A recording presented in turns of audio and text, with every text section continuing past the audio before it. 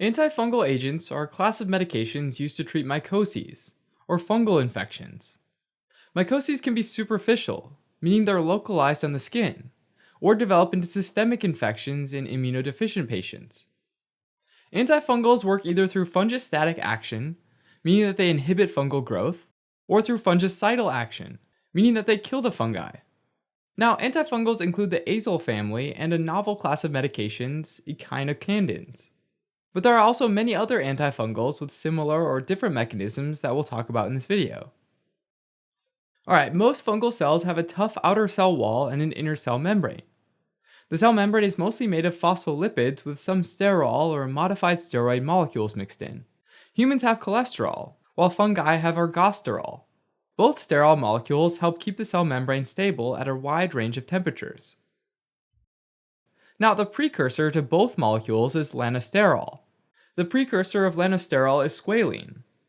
The conversion of squalene to lanosterol is catalyzed by an enzyme called squalene epoxidase. Fungi have a cytochrome P450 enzyme called 14-alpha demethylase in their mitochondria and endoplasmic reticulums, which converts lanosterol to ergosterol. Without ergosterol, the structure of the cell membrane will be disrupted. This will cause membrane-bound proteins, like ion channels, to stop working properly. The membrane also becomes fragile, which eventually leads to inhibition of fungal growth. Alright, let's start with polyenes, which are naturally derived antifungal antibiotics that alter cell membrane permeability. They include amphotericin, also called amphotericin B, and nystatin.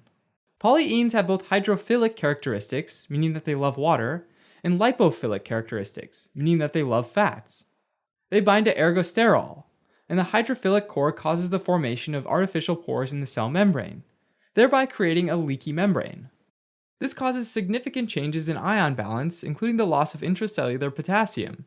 Depending on their concentration, polyenes are either fungistatic or fungicidal. Now, amphotericin B is one of the most important medications for the treatment of systemic mycoses. It's used to fight systemic infections caused by Aspergillus, Blastomyces, Candida albicans, Cryptococcus, Histoplasma, and Mucor, either alone or in combination with other drugs. However, nowadays several azoles and echinocandins are proving to be just as effective in specific systemic mycoses as amphotericin B is, with less risk of toxicity. Amphotericin B is also used in the treatment of visceral leishmaniasis, caused by protozoan parasites of the genus Leishmania, that presents with fever, weight loss, fatigue, anemia, and substantial swelling of the liver and spleen. It's usually given by slow intravenous infusion, as it's poorly absorbed by the gastrointestinal tract. In fungal meningitis, intrathecal administration, meaning injection into the spinal canal, or into the subarachnoid space, has been used, since the drug is widely distributed to all tissues except the central nervous system, or CNS, when administered intravenously. It can also be administered locally in the treatment of mycotic corneal ulcers and keratitis. Amphotericin is mainly eliminated via hepatic metabolism, while a small fraction is excreted through the kidneys. Alright, now common side effects are infusion related and include fever, chills, muscle spasms, vomiting, headache, and in more severely affected individuals, hypotension and anaphylactoid reactions. The most serious side effect is renal toxicity, which is dose dependent and can be decreased with hydration. Anemia might also happen due to a reduction of erythropoietin production from the kidneys. Amphotericin decreases glomerular filtration rate in the majority of patients, which improves after treatment stops, and causes renal tubular acidosis with loss of magnesium and potassium. This can lead to hypokalemia and hypomagnesemia, which often requires subsequent potassium and magnesium supplementation. The electrolyte imbalance can cause arrhythmias. Other side effects include impaired hepatic function, and intrathecal administration might cause seizures and neurotoxicity. Next, nystatin is an antifungal agent that's only effective in the treatment of candida infections of the skin, mucous membranes, and gastrointestinal tract. It's used either topically for superficial infections or orally to fight gastrointestinal fungi in patients with impaired defense mechanisms. Side effects for the oral form include gastrointestinal disturbances like nausea, abdominal pain, vomiting, and diarrhea. Both the oral and the topical form can cause hypersensitivity reactions like Stevens-Johnson syndrome, which is a dangerous immune-mediated condition that affects the skin and mucous membranes, like the mouth and genitals, and also rashes, itching, and burning. Moving on to terbinafine, which is a synthetic antifungal antibiotic that alters cell membrane permeability. It acts by inhibiting squalene epoxidase, which is involved in the synthesis of ergosterol from squalene in the fungal cell membrane. This accumulation of squalene is toxic for the cell and is responsible for the fungicidal action of terbinafine. Now, terbinafine is both lipophilic and keratinophilic, meaning it accumulates in adipose tissue and in keratin, the key structural material of hair and nails. It's used to treat dermatophytosis of the skin, also known as ringworm, which is a fungal infection of the skin that results in red, itchy, circular rash, and is very effective against onychomycosis, a fungal infection of the nail that causes white or yellow nail discoloration, thickening of the nail, and separation of the nail from the nail bed. Terbinafine can be administered either topically or orally. Side effects are mild and occur rarely, and they include gastrointestinal disturbances, rashes, headache, dizziness, and taste disturbances. Alright, now griseofulvin is a naturally derived antifungal agent isolated from cultures of Penicillium griseofulvum, and can be used just like terbinafine to treat dermatophytosis of the skin and nails. However, it has been largely replaced by terbinafine and the azoles. Now, griseofulvin interferes with fungal microtubules, thus affecting mitosis.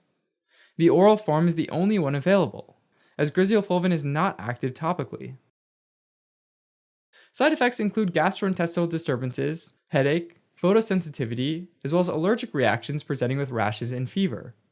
Griseofulvin should not be used in pregnant women, as it can harm an unborn baby or cause birth defects, in patients with porphyria, which refers to a group of disorders where substances called porphyrins build up in the body, in patients receiving warfarin, an anticoagulant, as it decreases its bioavailability, resulting in decreased anticoagulant effect, and with ethanol, as it causes disulfiram-like reactions.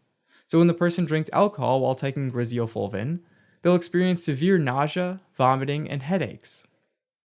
Last but not least, flucytosine, also known as 5-fluorocytosine or 5-FC, is a synthetic antifungal agent that's converted to the antimetabolite 5-fluorouracil, or 5-FU, by the enzyme cytosine deaminase in fungal but not human cells.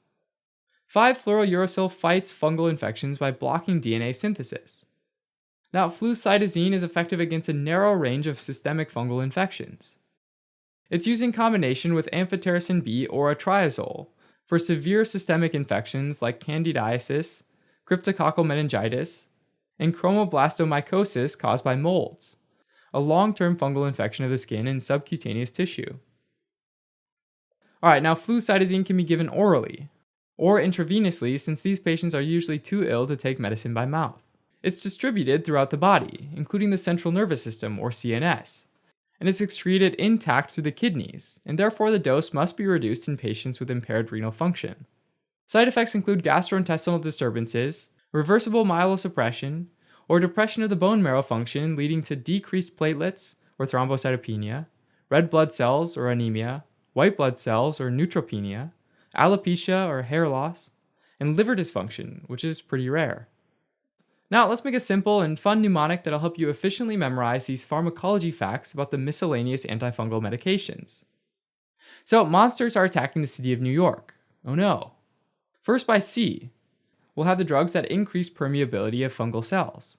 Let's start with a giant amphibious salamander for amphotericin B. It's attacking the NYC Statue of Liberty, which represents nystatin. A genie wearing a huge turban for terbinafine is coming out of the torch of the statue to defend it. Now in the city, let's have a griffin for griseofulvin that's attacking from the skies. It broke a bunch of lampposts to help you remember it targets microtubules. Finally, there's a flying cyborg for flucytosine, and he's shooting lasers at a helical building that's under construction to help you remember it inhibits DNA synthesis. Alright, now that we introduced the drugs, let's talk about their indications and side effects. Amphotericin B is a broad-spectrum systemic antifungal, so let's have a wide variety of mushrooms growing along its back. It's also effective against leishmaniasis, so let's put a leash on the salamander so it can't leave the sea. For side effects, this drug can cause severe fever and chills. So let's set its head on fire and its tail frozen in ice. It can also cause renal and liver damage, and this is represented by a half-eaten kidney and liver floating beside it. A magnet and a banana are also floating next to the monster since it causes a decrease in these electrolytes. For nystatin, let's have candy-like mushrooms growing on the Statue of Liberty's face and mouth, since it's used to treat skin, mucosal, and GI candida infections. For side effects, at the foot of the statue, there's a two-headed zombie named Steve and John for Stevens-Johnson syndrome, and it's vomiting on the statue to represent GI disturbances. For the indications of the terbinafine genie, let's put some ring-like rashes on him for ringworm, and his nails are long and yellow to represent onychomycosis. A side effect that'll help you identify this drug is that it causes taste disturbances, so let's give the genie an abnormally long tongue. Alright, let's move on to the land for the last two drugs. For the griseofulvin griffin, let's also give it the ring-like rash and long, yellow nails, since its indications are similar to that of terbinafine. But remember, griseofulvin has more restrictions, and is not used as often, so we'll represent this by having people fleeing from it. First, we have a pregnant woman because it's contraindicated during pregnancy. Next is a poor beggar with a pharaoh's headdress representing people with porphyria. And finally, a soldier for people with warfarin. There's a large empty beer bottle by their feet to represent their disulfiram reaction. The griffin has a cool pair of shades to help you remember this drug also causes photosensitivity. Now our last drug is flucytosine, the flying cyborg. Let's put a small variety of mushrooms all over him since it's used to treat a narrow range of systemic fungal infections. For side effects, one of his arms is broken, and bones are jutting out to help you remember it could cause bone marrow suppression, and his bald head is very shiny to help you remember alopecia. He's carrying a damaged liver in his hand like a football to remind you that it's hepatotoxic. Alright, as a quick recap. Polyenes are natural antifungal medications that alter cell membrane permeability by binding to ergosterol and thus causing the formation of artificial pores. They can be split into amphotericin B and nystatin. Amphotericin B is used mostly in the treatment of severe systemic mycoses, but can also cause fever, chills, and severe kidney damage. Nystatin is used both topically and orally in the treatment of superficial and GI candida infections, and can cause gastrointestinal disturbances and hypersensitivity reactions. Terbinafine is a synthetic antifungal medication that alters cell membrane permeability by inhibiting squalene epoxidase, which is involved in the synthesis of ergosterol. It's used either topically or orally in the treatment of dermatophytosis of the skin and nails, and can cause gastrointestinal and taste disturbances. Griseofulvin is also used to treat dermatophytosis of the skin and nails, but it has been largely superseded by terbinafine and the azoles. It interferes with fungal microtubules and can cause gastrointestinal disturbances, photosensitivity, allergic reactions, and also decreases the anticoagulant effect of warfarin, and causes disulfiram-like reactions with ethanol. Flucytosine is a synthetic antifungal medication that blocks nucleic acid synthesis, and is used against a limited range of severe systemic mycoses in combination with other antifungal agents. It can cause bone marrow suppression and alopecia. But wait, there's more! Here's a mind map with all of the mnemonics. Go ahead and pause the video so you can test yourself to see what you remember. And stay tuned for the answers after the credits.